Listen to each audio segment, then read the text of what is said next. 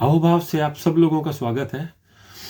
आज हम फिर से एक फ्रेश एनर्जी के साथ इकट्ठा हुए हैं। थोड़ा सा डिटेल में सबकॉन्शियस माइंड और न्यूरॉन्स के बारे में बात करेंगे। स्टार्ट करते हैं। एक बच्चा जब भी पैदा होता है उसके बाद से जितनी भी उसकी लाइफ रहती है, डे फर्स्ट से उसकी स्टार्टिंग हो जाती है इन्फॉर्मेशन को गैदर करने की। हमारे पास मतलब बच्चे के पास कोई भी इन्फॉर्मेशन आती है तो वो इवेंट के फॉर्म में आती है या मेमोरी के फॉर्म में, मतलब उसके साथ कुछ ना कुछ घटनाएं घट रही होती हैं, वो हम रिकॉर्ड करते चले जाते हैं। हमारे ब्रेन में कोई भी इंफॉर्मेशन जाती है, ठीक है, तो वो रिकॉर्ड होना शुरू हो जाती है। लेकिन इंफॉर्मेशन आने और रिकॉर्ड होने के बीच में एक प्रोसेस है। वो प्रोसेस है डिलीट, डिस्टॉर्ट और जनरलाइज का। आप अभी भी फील कर सकते हैं, जैसे कल भी आपके साथ बहुत सारी घटनाएं घटी होंगी, बहुत सारे आपने काम किए होंगे। हमारे पास जो भी इंफॉर्मेशन आती है, ठीक है, उसमें से काफ़ी सारी इंफॉर्मेशन को ऑटोमेटिकली हमारा जो ब्रेन रूपी सॉफ्टवेयर है वो डिलीट कर देता है। ब्रेन क्या है हमारा? सबकॉन्शियस माइंड है या न्यूरॉन्स है। न्यूरॉन्स के अंदर ही हमारी सारी की सारी जो स्टोरेज होती है। 86 बिलियन से ज़्यादा हमारे पास न्यूरॉन्स हैं और हमारा हेड कंप्यूटर या मास्टर न्यूरॉन्स यहाँ पर हैं। बाकी गट के अंदर भी हैं, कहीं और भी हैं, ठीक है। कोई भी इवेंट हुआ, वो रखने लायक है या नहीं है, हम तीनों में से कोई ना कोई एक कैटेगराइज में उसको डाल देते हैं। 3 कैटेगरी हैं। उसको डिलीट कर देंगे, डिस्टॉर्ट कर देंगे, मतलब उसकी शेप को चेंज कर लेंगे अपने मन मुताबिक, जैसे ही बदल लेंगे, या जनरलाइज कर देंगे। इस प्रोसेस के होने के बाद हम कोई भी इवेंट को सेव करते हैं। आप इसको ऐसे ही कह लीजिए, प्री इवेंट या पोस्ट इवेंट या इवेंट 1, इवेंट 2, कुछ भी कह सकते हैं। कल आप रास्ते से पैदल जा रहे थे, गाड़ी से जा रहे थे, तो आपको बहुत सारी आवाज़ें सुनाई दी होंगी। मतलब उनका आपके लिए कोई वैल्यू नहीं है। हो सकता है कोई प्लेन की साउंड हो, ट्रेन की साउंड हो, गाड़ी की आवाज़ हो, बाइक का हॉर्न बज रहा है या कुछ और हो रहा है, या आपने कोई डोर खोला तो डोर में से आवाज़ आ रही, कुछ भी साउंड हो सकती है। या विजुअल्स तो बहुत सारे होते हैं, कुछ भी दिख रहा है आपको। सो यू डिसाइड पुराने सॉफ्टवेयर के हिसाब से कि ये रखना है कि नहीं रखना है, तो आप उसको डिलीट कर देते हो क्योंकि उसकी यूजफुलनेस नहीं है। कुछ इन्फॉर्मेशन ऐसी होती है जो डिस्टॉर्ट कर देते हो, आप अपने हिसाब से उसको मैनेज करते हो। तीसरा, जनरलाइज कर दिया। जनरलाइज को कैसे समझेंगे? जैसे एक या दो बार आपने देखा कि साउथ इंडियन कोई आपके ऑफिस में है या आपका इंटरेक्शन हुआ, ठीक है, उसके साथ आपका इंटरेक्शन हुआ and that was not good, तो आपने जनरलाइज कर लेना है इसको। 2 या 3 इवेंट के बाद ही ना आप जनरलाइज कर दोगे, South Indians are not good, ठीक है। आप मान लीजिए फॉरेन में रहते हैं, जैसे मेरे कुछ रिलेटिव्स फॉरेन में रहते हैं, तो वो किसी एक्स कंट्री वाले को मिलते हैं, बाहर 2-3-4 लोगों से मिले, 2-3-4-5 ज़्यादा, तो उनका एक परसेप्शन क्रिएट हो गया या जनरलाइज कर दिया उन्होंने कि यार एक्स कंट्री के लोग अच्छे नहीं होते, जबकि वहाँ पर करोड़ों की पॉपुलेशन है। 4-5 लोगों से मिलके हमने उसको लेकिन फिर भी जनरलाइज कर लिया। सो ये हमारे दिमाग का फंक्शन है, हमारे ब्रेन का फंक्शन है। कोई भी इंफॉर्मेशन से हम इनकाउंटर होते हैं, वो पहला स्टेप है डिलीट कर देना, फिर कुछ बच गया उसको डिस्टॉर्ट करके रख लेना या जनरलाइज करके रख लेना। इवेंट्स की भरमार है हमारे पास, चारों तरफ जो भी हम ऑडियो विजुअल फॉर्म में देखते हैं वो इवेंट्स हैं, ठीक है। थोड़ा और टेक्निकल डिटेल में जाएंगे तो VAK फॉर्म में हमारे पास कोई भी इंफॉर्मेशन आती है। VAK का मतलब हो गया V for visuals, A for audio, K for kinaesthetic. जब भी आप कोई चीज़ को देखते हैं, कोई इवेंट को देखते हैं, तो आवाज़ भी है और पिक्चर भी है, साथ ही साथ उसके अकॉर्डिंगली आपकी बॉडी के अंदर चेंज भी है। आप मोशन में हैं, मतलब आप चल रहे हैं तो आपको ठंड लग रही है, आप चल रहे हैं तो आपको किसी से टकरा गए तो चोट लग गई। सो तीनों का कॉम्बिनेशन होता है। कोई भी इवेंट आपके पास स्टोर्ड है वो VAK फॉर्म में स्टोर्ड है, ठीक है। Visual, audio, kinaesthetic. जब VAK फॉर्म में इंफॉर्मेशन आई, डिलीट किया आपने, डिस्टॉर्ट किया, जनरलाइज किया और उसके बाद उसको स्टोर कर लिया आपके जहन में, आपके न्यूरॉन्स में वो इंफॉर्मेशन स्टोर हो गई, ठीक है, VAK फॉर्म में। अब इसको आप इवेंट 2 कह सकते हैं। जैसे जैसे ये बढ़ते चले जाते हैं, ये वाले इवेंट्स जो स्टोरेज है आपकी बढ़ती चली जाती है, यही आपका परसेप्शन बनाते हैं। या किसी भी चीज़ के बारे में आपका कोई भी सोच विचार है, वो यही वाली स्टोरेज है, वही डिफाइन करेगी। इसको थोड़ा सा और आगे मतलब समझने की कोशिश करते हैं। जितनी भी हमारे पास आज तक इंफॉर्मेशन स्टोर्ड है उसकी वजह से हमारा बिहेवियर बन जाता है या पैटर्न बन जाता है। ठीक है, इसको एक और वर्ड हम यूज कर सकते हैं, स्टेट ऑफ माइंड बन जाती है। ये हमारे दिमाग की या हमारी स्टेट बन जाती है। स्टेट को और डीपली कैसे डिफाइन करेंगे? स्टेट का मतलब है कि किसी भी एक सिचुएशन में, कोई भी एक सिचुएशन आपके सामने आई, उस सिचुएशन को आप कैसे रिएक्ट करेंगे, होलसम में कैसे रिएक्ट करेंगे। होलसम का मतलब है कि आप इमोशनल लेवल पर, मेंटल लेवल पर, फिजिकल लेवल पर कैसे रिएक्ट करेंगे। क्योंकि पुरानी जो भी इंफॉर्मेशन स्टोर्ड है वीए के फॉर्म में स्टोर्ड है, और आज आपको मान लीजिए आपने कोई एक इंसिडेंट देख लिया, सड़क के ऊपर कुछ घटना देख ली, किसी का कोई बाइक से गिर गया या कुछ भी ऐसा देख लिया, या आपने अपने ऑफिस में दो कुलीग्स को आपस में बहस करते हुए देख लिया, या आपने कोई मूवी देख ली, उसमें तो कोई है नहीं, आप ही आप हैं, तो वो जो रिएक्शन आएगा उस सिचुएशन को देख के, वो आपका तीनों लेवल पर आएगा, मेंटल लेवल पर, फिजिकल लेवल पर और इमोशनल लेवल पर। क्योंकि आपकी होलसम ऑफ बॉडी, मतलब बॉडी एंड ब्रेन जैसा रिएक्ट करेगा उसको हम स्टेट कहते हैं। हमारे अंदर जितनी इंफॉर्मेशन स्टोर्ड है वीए के फॉर्म में स्टोर्ड है, आज कोई भी घटना मेरे साथ घटती है, उसको जो भी मैं रिएक्ट करता हूँ वो सिंगल डायमेंशन, मतलब सिंगल डायमेंशन के साथ रिएक्शन नहीं होगा। वो रिएक्शन अगर होगा तो कंप्लीटली होगा, मींस मेरी बॉडी भी रिएक्ट करेगी, मेरा ब्रेन भी रिएक्ट करेगा, वो कॉम्बिनेशन होगा।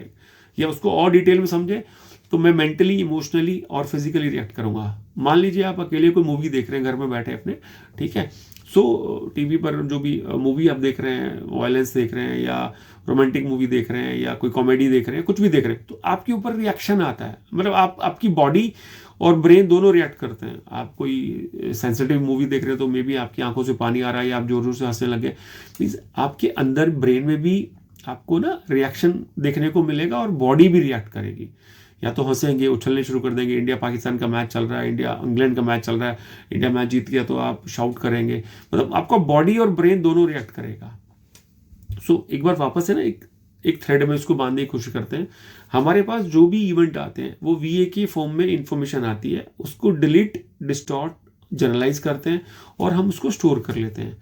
उसके बाद जब भी हमारी लाइफ में कोई इंसिडेंट होता है, कुछ भी छोटी मोटी रोज घटना घटती हैं, तो हमारा जो रिएक्शन आएगा वो बॉडी ब्रेन दोनों का आएगा। उसको आप स्टेट ऑफ माइंड कहते हैं या आपका एटीट्यूड कह लीजिए, बिहेवियर, ये छोटे छोटे वर्ड है, but state is the right appropriate word. आपका जो स्टेट है वो आपको बॉडी और ब्रेन दोनों को रिप्रेजेंट करता है। किसी भी चीज को रिएक्ट करने के लिए आपके पास किसी का फोन आया, रिलेटिव का फोन आया और उन्होंने आपके ऊपर शाउट करना शुरू कर दिया, तो जो आप रिएक्ट करेंगे वो ब्रेन एंड बॉडी दोनों से करेंगे। ऐसा नहीं कि सिंगल डायमेंशन में आप उसको ट्रीट करेंगे या उसको रिएक्ट करेंगे, दोनों से रिएक्ट करेंगे। सो इन्फॉर्मेशन का आना, फिर उसका प्रोसेस में जाना, फिर उसके बाद स्टोर होना, उसके बाद वो जो इवेंट्स आपने स्टोर करें उसकी वजह से आप अपने बिहेवियर को, अपनी स्टेट ऑफ माइंड को चूज करते हैं। एक तो हो गया ये चैप्टर। अब सबसे बड़ी इंपॉर्टेंट बात जो है, आज हम इनकाउंटर होते हैं, there are lot of challenges, health challenges इतने सारे हैं हमारे पास जिसकी कोई हद ही नहीं है। चारों तरफ आप सारा दिन नेगेटिव वर्ड सुनते रहते हो कि उसको ये हो गया, उसको ये हो गया, उसको ये हो गया, ठीक है। वो सब का जिम्मेदार या उन सब की रिस्पॉन्सिबिलिटी किसके पास है? हमारे पास जो इवेंट्स इकट्ठे हैं, जो हमने स्टोरेज करे कि इवेंट 2 वो इतने ज़्यादा स्टोर कर लिए हैं, मतलब उस तरह से स्टोर कर लिए हैं कि जैसे ही कुछ हम ऐसी चीज़ सुनते हैं तो फिर से उसके अंदर एक री इम्प्रिंटिंग हो जाती है, वो और सॉलिडिफाई होता चला जाता है। तो जितने इवेंट्स हमारे पास स्टोर्ड हैं, हमें नहीं पता है, जाने अनजाने में हमने सेव कर लिए हैं, शायद उसकी हमें ज़रूरत ही नहीं है, लेकिन हमने फिर भी उसको स्टोर करते चले गए। एक छोटे से एग्जाम्पल से समझेंगे। एक ऑफिस है, ऑफिस में 2 एम्प्लॉई हैं, एक का नाम है राम कुमार वर्मा, एक का नाम है राम कुमार शर्मा, ऐसे करके 2 एम्प्लॉयज़ हैं। वहाँ पर उनके जो भी HR हैंडलर हैं, जो भी हैं, जो रिसेप्शन पे हैं, उनमें से उनके पास कोई एक पर्सन आता है और वो कहता है कि राम कुमार शर्मा जी के घर में कुछ अनहोनी हो गई है, कुछ गड़बड़ हो गई है, आप प्लीज़ उनको इन्फॉर्म कर दीजिए, उनको घर जाना पड़ेगा। तो वो जो भी रिसेप्शन पे पर्सन है वो अंदर आता है और वो राम कुमार वर्मा जी की बजाय मतलब राम कुमार शर्मा जी के पास चला जाता है और वहाँ जाके बोलता है कि सर आपके घर में तो कोई गड़बड़ हो गई है, आपको तो जाना पड़ेगा, ऑफिस छोड़ के जाना पड़ेगा। उसका अब what will be the reaction of mister Sharma? उनका रिएक्शन क्या होगा? मतलब जब भी हम कोई अब आप मूवीज में भी देखते हैं, प्रैक्टिकल लाइफ में भी देखा होगा, कुछ अगर बुरी बात हमने सुनी तो रिएक्शन कैसा होता है, उनका दिल बैठ जाएगा, हो सकता है उनको स्वेटिंग शुरू हो जाए, हो सकता है कि उनको ना वो ही मस्ट स्टार्ट क्राइंग कि क्या हो गया मेरे घर में, अब क्या होगा, अब मैं क्या करूं। तो ये जो रिएक्शन है, चेन रिएक्शन हमारी बॉडी के अंदर शुरू हो जाती है। ठीक है, तो हो सकता है सफोकेशन फील हो सकता है कि उनको रोना आ जाए, हो सकता है कि वो आंखों के आगे अंधेरा छा जाए, या कोई भी रिएक्शन ऐसी देखने को मिलती है। ठीक है, वो जैसे ही वो रिसेप्शन पे जो पर्सन था बाहर निकलता, उसको याद आई तो गलत इन्फॉर्मेशन दे, वो वापस से आता है, वो कहता है तो सॉरी सर, ये उनके लिए इन्फॉर्मेशन थी, वर्मा जी के लिए इन्फॉर्मेशन थी, मैंने आपको दे दी इन्फॉर्मेशन। तो अगले ही सेकंड क्या होता है, उनकी बॉडी, मतलब उनकी बॉडी और ब्रेन दोनों रिएक्ट करना शुरू कर देते हैं, वो रिलैक्स होना शुरू करते हैं, उनकी ब्रीदिंग स्पॉन्टेनियस हो जाती है, हेल्दी हो जाती है, और वो सदमे से बाहर आ जाते हैं, जिसमें भी 2-3-4 मिनट के लिए थे वो। ठीक है, अब ये जो रिएक्शन है मतलब हमारी बॉडी के ऊपर कितनी बार, बॉडी और ब्रेन के कॉम्बिनेशन पे कितनी बार हमें रोज दिन में हिटिंग देखने को मिलती है, जाने अनजाने में हमें पता ही नहीं होता कितनी बार हम अपने ब्रेन एंड बॉडी को, हमारी स्टेट ऑफ माइंड को हिट कर रहे हैं। इसको और एग्जांपल से समझिए, आप एक गार्डन में है, बाहर किसी रिमोट एरिया में है, और आपका फ्रेंड सामने है 30-40 फुट की दूरी पे, वो चिल्लाता हुआ था कि भाग भाग भाग, शेर आया शेर आया। ठीक है, तो आप क्या करते हो, आप भागना शुरू कर देते हो। ठीक है, लेकिन आपने डिसाइड किया भागना शुरू करना, उससे पहले आपकी बॉडी के अंदर एक पूरा फंक्शन है, वो प्रोसेस, वो घटना घटती है। ठीक है, होता क्या है, उसको थोड़ा सा एनालाइज करेंगे। जैसे ही आपके फ्रेंड ने कहा कि शेर आया, पीछे शेर आ रहा है, तो आपका क्या है, आप हम सब लोग ना जल्दी से बिलीव नहीं करते, 10 में से 5-6 लोग एटलीस्ट उसको ना पीछे मुड़ के देखेंगे, क्या है, क्या क्या बला आ गई। तो आपने पीछे मुड़ के देखा, वाकई में शेर नजर आया। अब आपकी बॉडी के अंदर, आप तो एक फ्रैक्शन ऑफ सेकंड में वहां से भागना शुरू कर दिए, लेकिन आपकी बॉडी में क्या क्या घटनाएं घटी। सबसे पहले तो ये हुआ कि जितनी भी इंफॉर्मेशन लाइन के बारे में, शेर के बारे में थी, वो आपके मेन स्क्रीन पे आ गई, मेन कंप्यूटर पे आ गई। शेर जंगली जानवर है, मार देगा, फाड़ देगा, खा जाएगा, ये कर देगा, वो कर देगा, समथिंग वायलेंस से भरी हुई सारी इन्फॉर्मेशन आपके फ्रंट स्क्रीन पे आ गई। तो इमीडिएटली आपकी बॉडी ने एक अलार्म सेट कर रखा है। अलार्म क्या कहता है कि डेंजर आ गया। डेंजर मतलब खतरा। शेर है तो आप बच नहीं सकते ना। अब खतरे में हमारी बॉडी दो ही तरह से ट्रीट करती है, या तो फाइट या फ्लाइट, या तो उस खतरे से लड़ो या यहाँ से भागो, ये स्टेट को छोड़ दो। तो शेर से लड़ने का तो सवाल ही पैदा नहीं होता। तो यू चूज किया आपने भागना है, तो आपने भागना शुरू कर दिया, लेकिन ये सारी घटना फ्रैक्शन ऑफ सेकंड में घट गई। अंदर क्या क्या घटनाएं घटी, ये सारा प्रोसेस हुआ कि फाइट और फ्लाइट मोड के डिसीजन पे हम पहुंचे। जैसे हमने फाइट मोड को ड्रॉप किया, फ्लाइट मोड को अडॉप्ट किया। फ्लाइट मोड का मतलब है कि भागना है, भागना है तो भागने के लिए एनर्जी चाहिए। आपका सुपर कंप्यूटर जो हेड ऑफ न्यूरॉन्स हैं, पूरी बॉडी को कमांड देंगे कि ब्लड को कहेंगे पंपिंग फास्ट कर, लीवर को कहेंगे कि ये कर, हर एक है। शुगर को ड्रॉप, मतलब शुगर को छोड़ने को बोलें, क्योंकि आपको भागना है तो एनर्जी चाहिए, बिना भागे एनर्जी मिलेगी नहीं। तो आपकी बॉडी ने वो रिएक्शंस करने शुरू कर दिए और आप अपनी जान बचाकर भाग कर आ गए। सो 2 इवेंट मैंने डिस्कस किए। एक, अगर हमें कोई बुरी सूचना मिलती है तो हमारी बॉडी कैसे रिएक्ट करती है। एक, हम उसी बुरी सूचना के, मतलब उसी एक बैड इवेंट के अंदर अगर हम होते हैं तो हमारी बॉडी कैसे रिएक्ट करती है। ठीक है, दोनों ही केसेस में हमारी बॉडी ट्रिगर हो जाती है। ट्रिगर का मतलब है कि इमीडिएटली हमारे जितने भी ऑर्गन्स हैं वो रिएक्ट करना शुरू कर देते हैं। वो क्यों रिएक्ट करते हैं, क्योंकि आपका मेन जो कंप्यूटर है वो बज कर देता है, डेंजर है। डेंजर में फाइट और फ्लाइट मोड ऑन होगा। ठीक है, फाइट और फ्लाइट मोड दोनों की केसेस में आपको एनर्जी चाहिए, आपको भागना है या आपको फाइट करना है, लड़ना है, जो भी करना है। तो होता क्या है कि आपकी बॉडी उसके लिए प्रिपेयर करना शुरू कर देती है कि डेंजर आ गया, अब तो ऐसा करना है। आपका लीवर डिफरेंट फंक्शन करेगा। डेंजर आ गया तो आपके जो स्टमक के अंदर माइक्रो बैक्टीरिया वो सहम जाएंगे। ठीक है, आपका जो डिफरेंट बॉडी ऑर्गन्स है उनका रिएक्शन बदलता चला जाएगा। क्यों बदल रहा है, क्योंकि आपका मेन कंप्यूटर ने उनको कमांड पास ऑन कर दी है डेंजर वाली। सो ये जो टाइगर आया या लॉयन आया या कोई नेगेटिव इवेंट आया, ये ट्रिगर हमारे दिमाग में हम 24 आवर में कितनी बार करते हैं, आप कभी सोच के देखेंगे तो जाने अनजाने में बहुत बार होता है। अभी मेडिकल रिसर्च ये कहती है एक सिंगल डे में 24 आवर में हमारा जो ब्रेन है वो 60,000 प्लस थॉट्स के साथ इनकाउंटर करता है। मैं कहता हूँ हम सबको तो याद कर ही नहीं सकते। मैं कह रहा हूँ कि आप कम करते करते 6-7 थॉट को भी अगर आप इनकाउंटर करते हैं और 6 से 10 बार एक एवरेज ले लेते हैं, मिनिमम से मिनिमम हम रिकॉग्नाइज कर पाए, हम 6 से 10 बार अगर ये ट्रिगर करते हैं अपनी बॉडी को, तो हम हेल्दी हो ही नहीं सकते।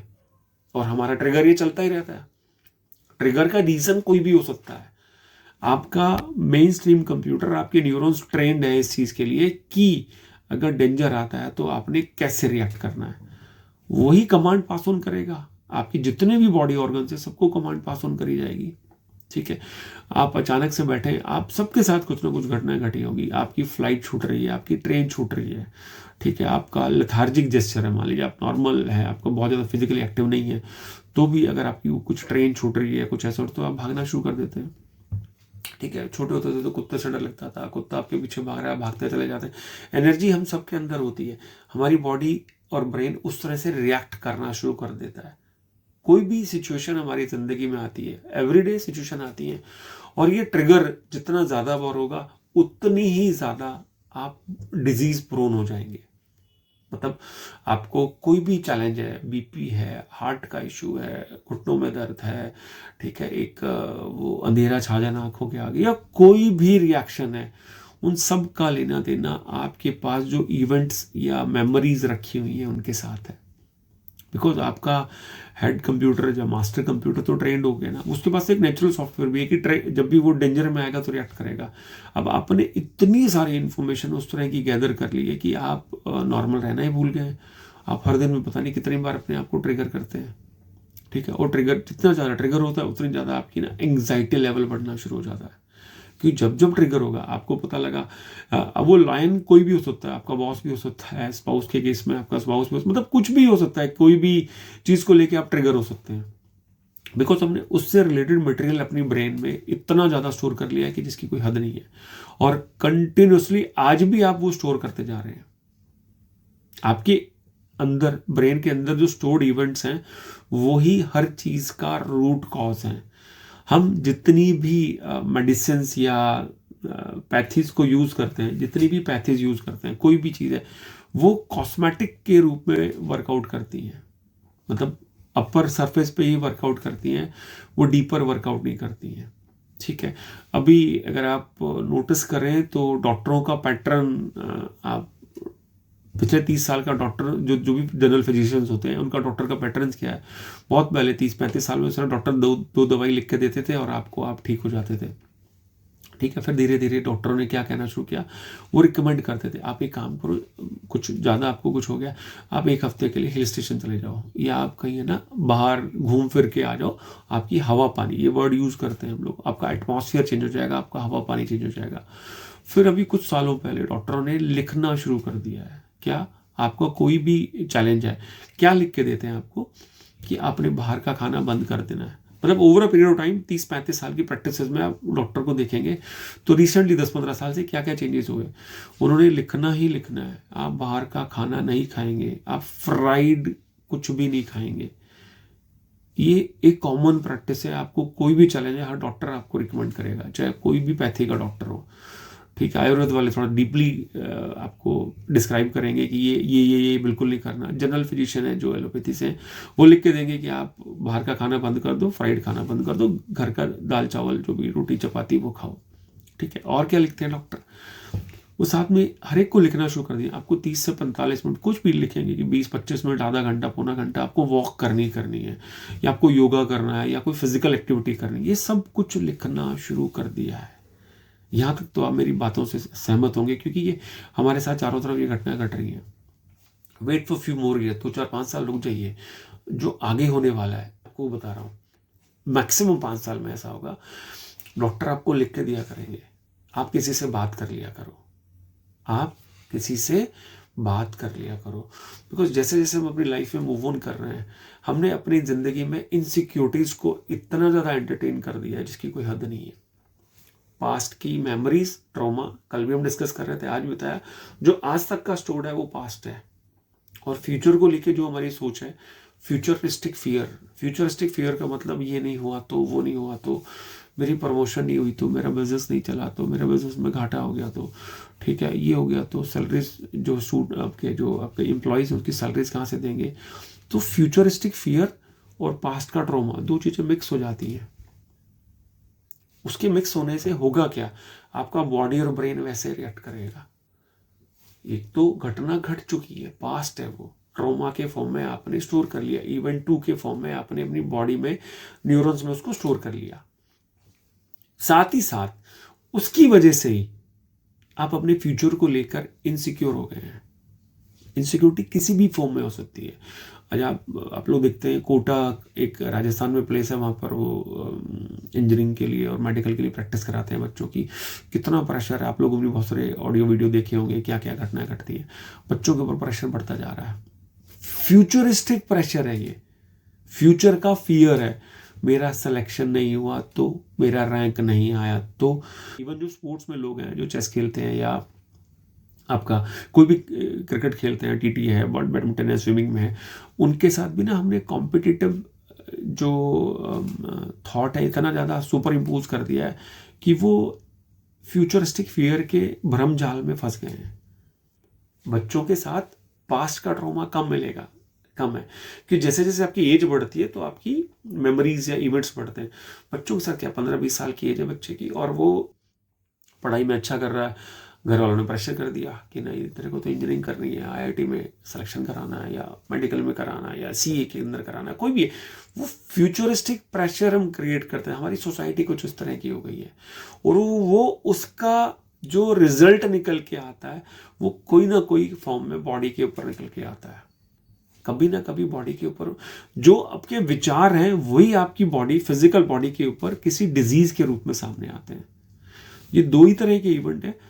पास्ट हो चुका है, फ्यूचर जो होना है उसके अंदर जाके हम नेगेटिव चीजें चुन के लाते हैं। अगर मेरा सिलेक्शन नहीं हुआ तो, मैं मान लीजिए कोई बिजनेसमैन है, मेरा ये प्रोडक्ट नहीं चला तो, मेरी सेल अच्छी नहीं हुई तो, मेरे एम्प्लॉय छोड़ के भाग गए तो, मेरा ये हो गया तो हम इस चक्रव्यूह में बुरी तरह से जकड़ जाते हैं। पास्ट का ट्रॉमा, फ्यूचरिस्टिक फियर, दोनों चीज़ों का कॉम्बिनेशन है जिसकी वजह से हमारा बॉडी और ब्रेन रिएक्ट करता है और हमें समझ में नहीं आता कि क्या होता चला जा रहा है। आप जितना भी मेडिसिनल हेल्प ले लें, सर दर्द हेल्प हुआ जाता ही नहीं है। शाटिका पेन होता है उनमें, एक वो जो आपका रिंग्स जो L1 L4 L5 L3 ऐसे कुछ होता है, उसके अंदर जो रिएक्शन है वो सारा वो हमें रिएक्ट तो बॉडी के ऊपर आ रहा है, लेकिन उसका रूट कॉज क्या है? क्योंकि आपने जहन में कुछ चीजें स्टोर कर रखी है। और दो ही तरह की स्टोरेज है, पास्ट और फ्यूचर। पास्ट जो हो चुका है, फ्यूचर जो होना है, लेकिन उसके अंदर हमने इसको निगेटिवली सुपर इम्पोज कर लिया है। तो ये सारे इवेंट्स को अगर आप क्लीन नहीं करेंगे, क्लिनजिंग नहीं करेंगे, तो होना क्या है कि मतलब आप डायरेक्टली अट्रैक्ट करने वाले हैं। वो जो शेर आया लॉयन आया, क्या ट्रिगर चलता रहता है। कुछ भी आप देखेंगे आपको डर लगना शुरू हो जाएगा। फियर, इनसिक्योरिटी हमारे अंदर कूट के भरी जा चुकी है। किसकी वजह से? हमारे आउटर जो हमारा जो सोशल सर्कल है या मीडिया है, दोनों के कॉम्बिनेशन से। दो ही तो चीज़ें हैं जिसके साथ हम हाईली इंटरेक्ट करते हैं, या तो सोशली या फिर मीडिया। और उसमें से मीडिया का पॉइंट ज़्यादा है। We are very much connected to media, किसी भी फॉर्म में। मोबाइल सबसे बड़ा है तो उसको सब कुछ अवेलेबल है, ठीक है। और अगर ऐसी कोई भी इंफॉर्मेशन, फर्स्ट चेक पॉइंट, अगर कोई भी ऐसी इंफॉर्मेशन जो आपके अंदर भरे हुए डर को बढ़ा रही है या डर को जनरेट कर रही है या आपके डर को बढ़ा रही है, अगर आपके अंदर डर है, इनसिक्योरिटी है, या जनरेट कर रही है, एक नई तरह की इनसिक्योरिटी डेवलप हो रही है, नए तरह का फियर डेवलप हो रहा है, तो वो वाली इंफॉर्मेशन से हमें अपने आप को बचाना है। ये तो हो गया राइट नाउ जो हम अपना ध्यान रख सकते हैं। लेकिन जो पीछे हो चुका है, जो कि ब्रेन में आपके न्यूरॉन्स में इंस्टॉल हो चुका है कि ये ऐसे है, ये ऐसे है, ये ऐसे है, ये ऐसे है, उसको तो बाहर निकालना पड़ेगा। वो जब तक क्लीन नहीं होगा तब तक हम ना मतलब कुछ भी करते चला जाए, वो ऊपर के सरफेस पे सारे इलाज होंगे, ठीक। जब तक क्लेंजिंग नहीं होगी प्रॉपरली तब तक आप ना न्यू थॉट्स को परसीव ही नहीं कर पाओगे, या नए आइडियाज को, हेल्दी आइडियाज को आप स्टोर नहीं कर पाओगे। आपका जो स्टेट ऑफ माइंड है वो चेंज नहीं होगा। स्टेट ऑफ माइंड रिस्पॉन्सिबल है आपके इवेंट्स के लिए। जो इवेंट हो चुके हैं, जो इवेंट होने हैं, आपने उसको फ्यूचर में जाके नेगेटिवली परसीव कर लिया है। मैं ये नहीं कर सकता, मेरे साथ ये हो गया तो, मेरे नंबर नहीं आए तो, मेरा सिलेक्शन नहीं हुआ तो, मेरे एम्प्लॉयज़ भाग गए तो, मेरा बिजनेस नहीं चला तो, मैं अगर लोन पे ऑफ नहीं कर पाया तो, मैं ये नहीं कर पाया तो, ये जो ना, ये हम इसी के बीच में झूलते रहते हैं। झूलना मतलब पास्ट का ट्रॉमा, फ्यूचर का फियर, पास्ट का ट्रॉमा, फ्यूचर का फियर, इनसिक्योरिटी डेवलप होगी, इवेंट्स बनते चले गए। अब आपका ब्रेन तो वही करेगा ना जो आपने इसको सिखा रखा है। ब्रेन को सिखा रखा है कि डेंजर है तो भागना है। भाई आप कोई भी सिचुएशन आती है उससे भागते हैं ना। फिजिकल फॉर्म में कोई डेंजर आया, आप बेसमेंट में हैं, आपकी -3 के अंदर गाड़ी पार्क करने गए, मैंने लोगों को सफोकेशन होते देखा, प्रैक्टिकली देखा हुआ है कि दिल्ली के अंदर चांदनी चौक में -3 में एक बेसमेंट थी, वो तो पहले टूट के अब तो नया बना दिया उसको, -3 तक जाती थी। जब जैसे जैसे -3 में जाते हैं वो बड़ा शैबी सा प्लेस था, जो थोड़ी बहुत लाइट थी वही बंद होगी, तो एक लेडी थी वहाँ गाड़ी पार्क करके एकदम घबरा गई थी। तो हमारे साथ जितने भी इवेंट हो चुके हैं उसने हमारे ब्रेन में एक सॉफ्टवेयर डेवलप कर दिया है इवेंट्स के फॉर्म में, और अब हमारे साथ कोई भी घटना घटती है तो वो जो पुराना माइंडसेट है, जो माइंडसेट स्टोर्ड है, हम उसी की तरह से उस पर रिएक्ट करते हैं, और वो रिएक्शन ट्रिगर फॉर्म में होता है। अब डे टू डे बेस में आप कितनी बार ट्रिगर होते हैं आपको पता ही नहीं है, आज जाने अनजाने में आप ट्रिगर होते रहते हैं। हो सकता है कोई मूवी देखते थे ट्रिगर हो जाए, हो सकता है किसी ने कुछ स्टेटमेंट पास ऑन कर दिया उससे ट्रिगर हो जाए, कोई भी रीजन हो सकता है जिससे आप ट्रिगर हो जाए। सो ट्रिगर की जो फ्रीक्वेंसी है उसको मैनेज करने के लिए हमें क्लिनजिंग करने की जरूरत पड़ती है। प्रैक्टिकली अगर आप कॉन्शियसली अपने डे को ड्राइव कर पाएं कि कोई भी ऐसी information, is it necessary for me, is it good for me to store, immediately उसको वहीं डिलीट करना सीखो। इमीडिएट डिलीशन, इमीडिएट मतलब जैसे कोई घटना घटे, this is not for me, या कोई भी आप ना उसको अपनी कमांड करेंगे बात उसकी भी, कैसे कमांड बनाते हैं, ये आया डिलीट डिलीट डिलीट बोलना शुरू कर दें, डिलीट डिलीट डिलीट, ये इन्फॉर्मेशन स्टोर नहीं होनी, मतलब उसको इनकाउंटर करें हेल्दी थॉट के साथ। तो ये तो होगा प्रैक्टिकल लाइफ में करना, लेकिन जो जमावड़ा अंदर हो चुका है, जो स्टोरेज बन चुकी है, उसको सिर्फ हम एक एक्टिविटी से या प्रोसेस से ही बाहर निकाल सकते हैं। वो प्रोसेस क्लिनजिंग है, ठीक है। मैं शायद दो हफ्ते पहले भी बताया था, 2 ही तरह की चीज़ें हैं। हम जो क्लिनजिंग करते हैं वो इम्पोर्टेंट है, उसके अलावा भी अगर आप प्रैक्टिकली और चीज़ें सीखें, हम इन सेशंस में भी डिस्कस करेंगे। एक हमिंग करना, हमिंग का बहुत ज़्यादा इंपॉर्टेंट रोल है आपकी बॉडी की क्लिनजिंग करने के लिए, क्योंकि हमिंग एक पॉजिटिव फ्रीक्वेंसी जनरेट करता है, आप हमिंग करते हैं। और दूसरा अपनी ब्रीदिंग को कंट्रोल करना, कंट्रोल करने से मतलब है कि डीप ब्रीथ करना, लेफ्ट राइट नोजल को शफल करना, ठीक है, और एकदम ब्रीथ करके होल्ड ऑन करना, inhale, hold and then exhale, वो सब टेक्निक्स हैं। ये भी क्लिनजिंग के लिए बहुत अच्छी टेक्निक्स हैं। हम जो टेक्निक यूज़ करते हैं वो विजुअलाइजेशन है, कि हम एक इवेंट में जा कर के उन चीज़ों को डिलीट करने की कोशिश करते हैं। सो इन 2-3 चीज़ों के अलावा कोई और मेथड बना ही नहीं हुआ कि आपकी मेमोरीज को जो सेटल कर दे जाके, जो भी अंदर स्टोर्ड है।